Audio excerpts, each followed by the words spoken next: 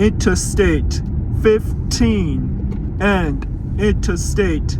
215 get heavy traffic, and it is unlikely Interstate 15 will be expanded from the Nevada border to Interstate 40,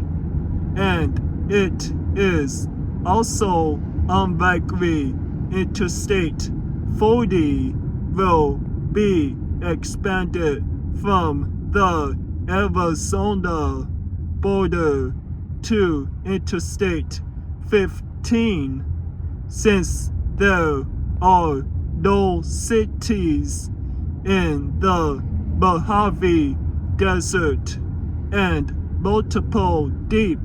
metal rebar foundations would need to be drilled in the Mojave to put metal poles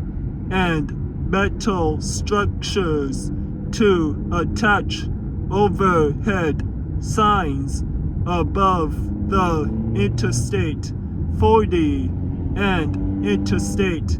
15. Multiple overpasses would also need to be rebuilt on Interstate 15 and Interstate 40 if the two freeways were expanded.